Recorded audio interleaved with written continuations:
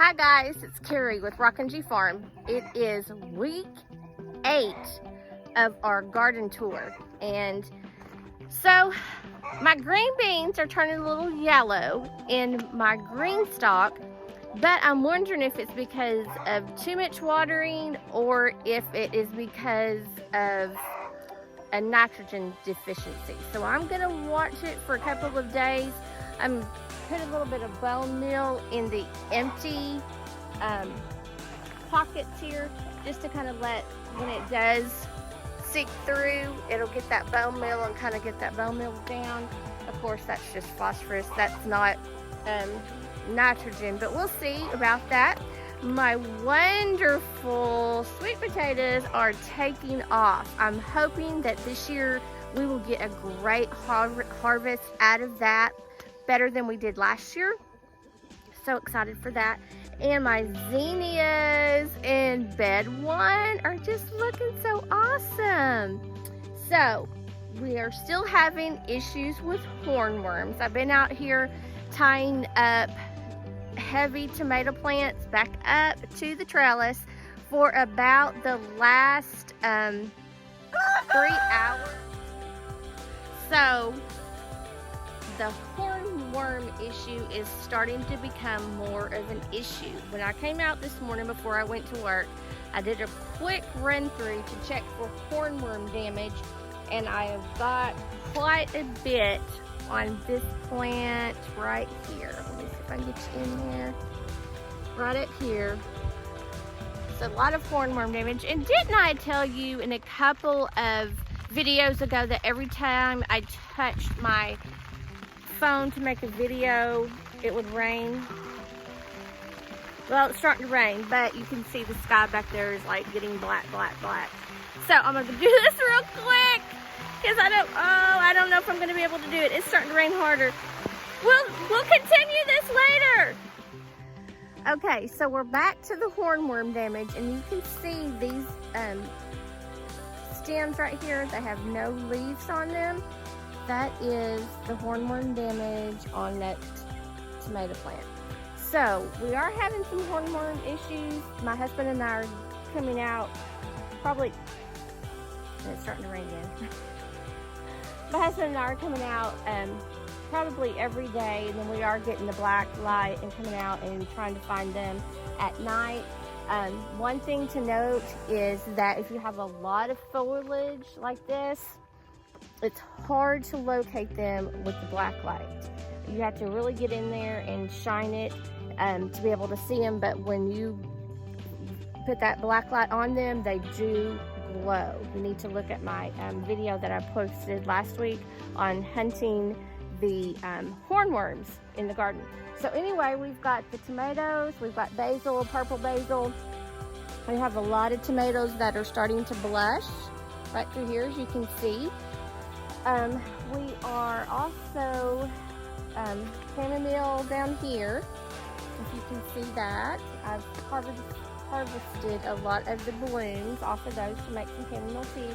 My sunflower is getting really big, and that is really nice. I like it a lot. Just some color in the garden, and right now there are bees on it, and so that's what I wanted. I wanted to help the pollinators, so the bees are on it right now. The bed 2, same stuff. Tomatoes, we have some marigolds and basil, quite a bit of bell pepper, not bell peppers, but jalapeno peppers out of this garden. And we have a lot of large tomatoes, lots of tomatoes. Like I showed you here last week, my nasturtiums are just not enjoying it. I don't know if it's too hot, if they're planted too shallow, not getting enough water, getting too much water. If y'all would know why my nasturtiums would turn yellow and just start fizzling, let me know. I have replanted some more seeds around the back, and we'll see if those come up and how they do. all of these tomatoes were all the way down because you can see all the tomatoes on this plant right here.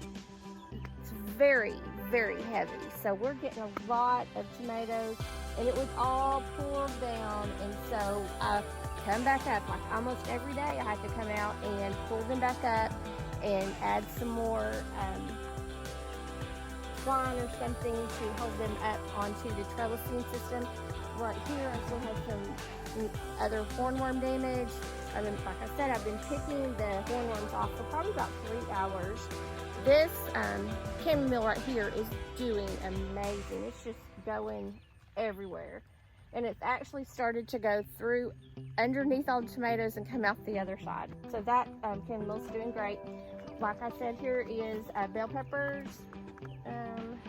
I'm having a lot of grasshopper damage. So I don't know what I'm going to do with that. We had grasshoppers really bad last year. So this year it's the same thing. Lots of grasshoppers.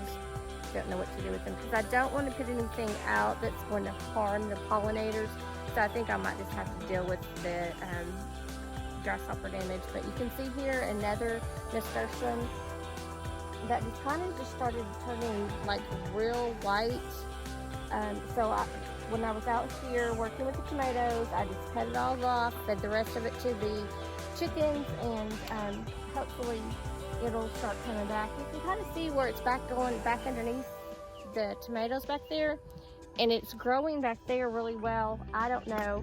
I did go through and add some more straw around all of the beds because I think it's just so hot. The soil in the beds might be getting too warm, and that might be an issue. So I went and put some more straw down to hopefully keep a temperature down in the soil. This bed is bed 4. This is the bed that started giving us all the problems at first. Now this is the best bed here. We have tons of purple hull peas. We've been picking them every night this week, and we have put up tons of peas. Okra is extremely prolific.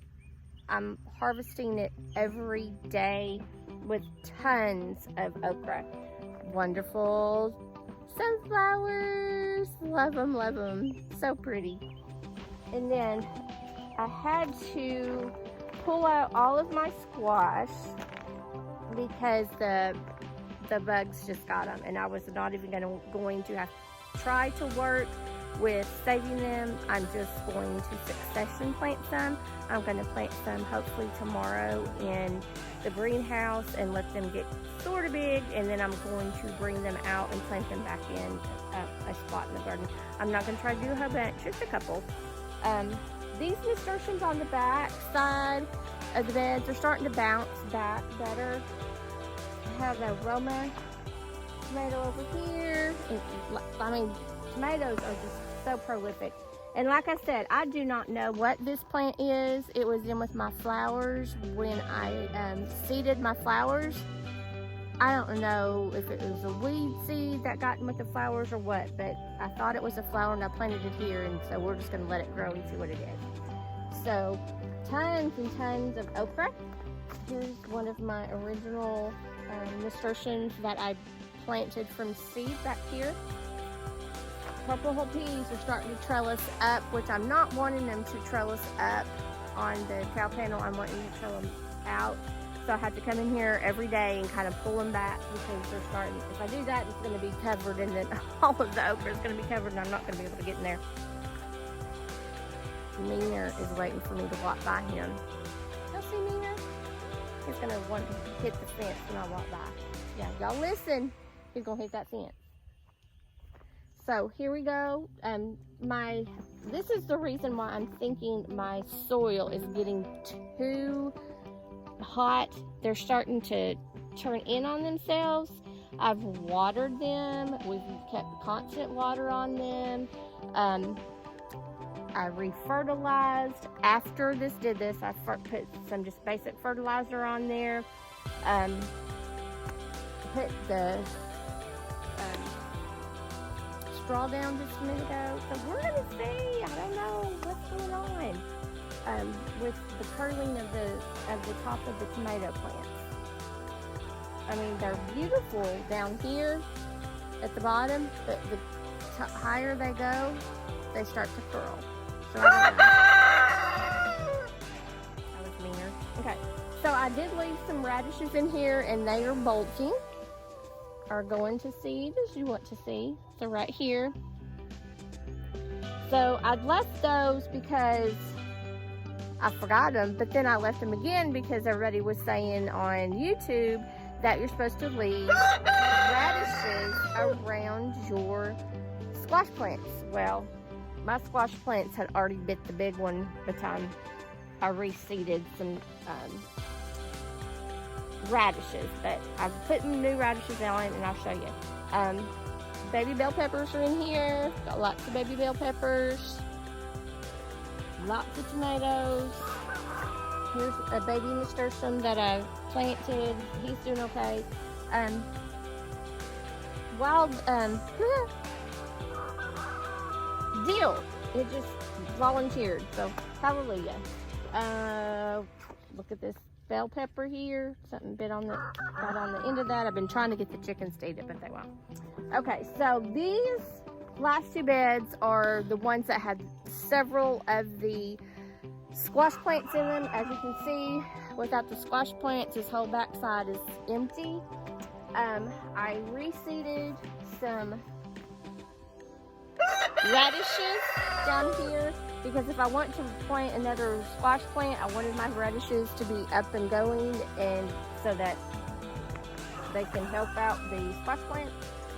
Let me show you back here for a minute. I have some habanada peppers that are coming in. You can see those. So I've got two plants over here, and then a bell pepper in the middle. So lots of peppers, and they're starting to produce really, really well. It looks crazy. I'm getting some cardboard down so that I can get all the weed suppression down here around my cucumbers, because hopefully they're going to trellis up here, and you know that they're behind because I did not tag anything this year, and I didn't know what, I thought the cantaloupe that I planted there was cucumbers, but they weren't. So anyway, so we're going to put some more cardboard down. I'm going to start pulling out the grass and hopefully get these cucumbers started.